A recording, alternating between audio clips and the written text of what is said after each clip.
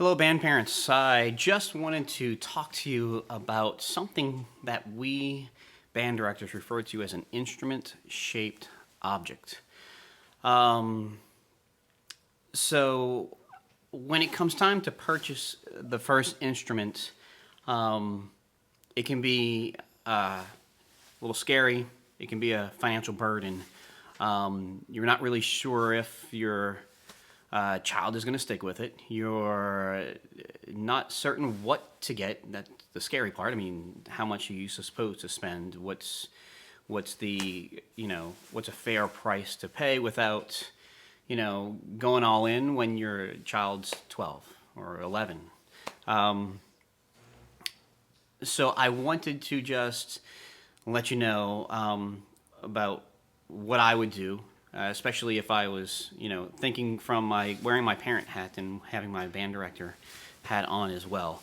Um, so where do you begin? What should you do? Because quality of the instrument absolutely matters. Absolutely. Um, we band directors refer to these poorly made instruments that you can find all over the place today as instrument-shaped objects, and it's basically these instruments that they generally they don't last very long. Repair shops tend to not want to make repairs to them because they know that the quality is subpar and that you might come back to them and say you haven't fixed it properly when it's really the instrument itself that is the problem.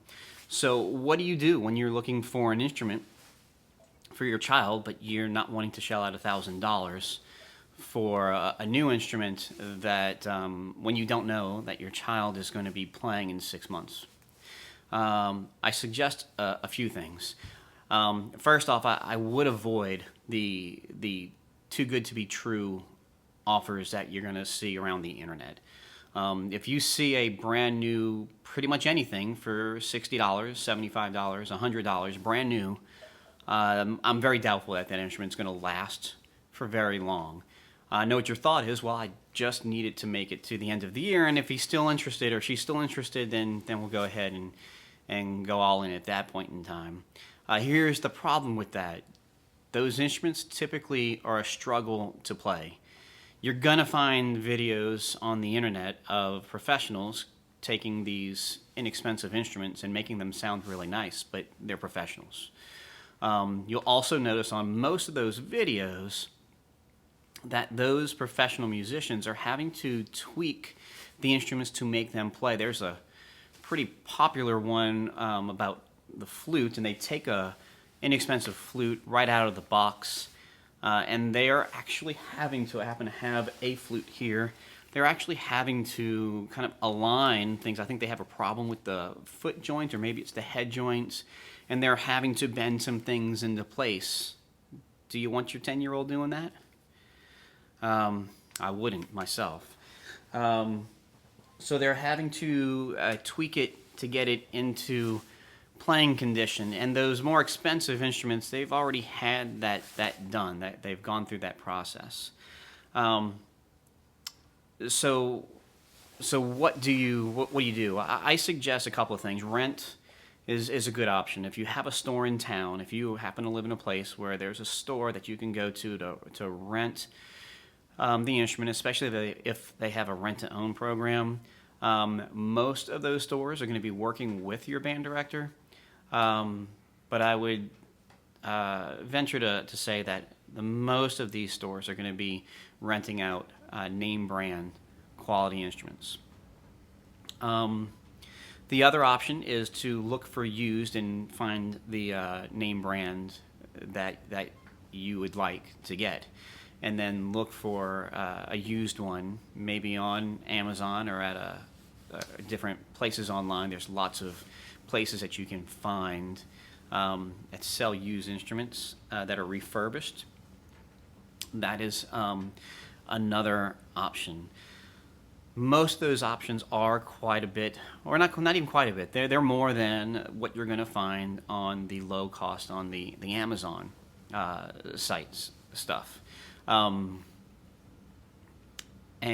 I think it's going to be worth it in the end, because what you're going to see is that your child will be able to have more success. They won't be struggling with trying to make the sounds when they're already a beginner. Remember, those professionals that are testing out those instruments online, they're professionals and they can make most anything sound good. You need to give your child a fighting chance to make it sound good. So they need a decent instrument.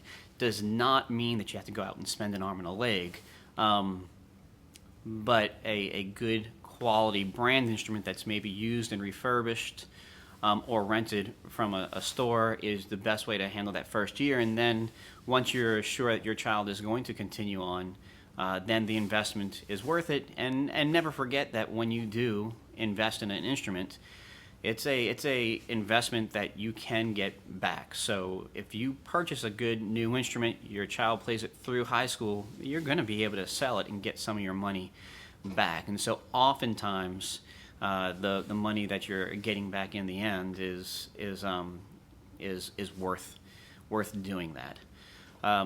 So anyway, if your band director's talking to you about this, that's, I guess, the final thing is trusting your band director.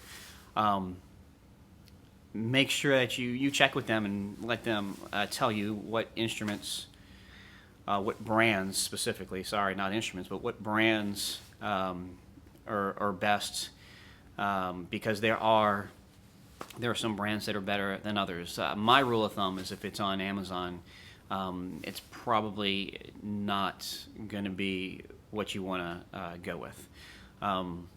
So those are the tips there. If you have questions about that, go ahead and let me know in the bottom, and I can touch on it some more. I feel like in less than 8 minutes, I haven't really been able to dive too deep into it.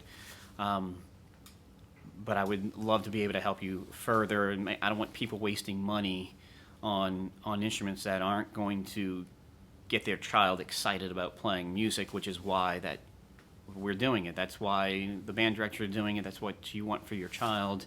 So we want to set them up for success. And I could probably go on all day about it. So those are the tips. If you have any questions, again, post in the bottom, and I'll see if I can get to them. All right? Good luck with that. Thank you.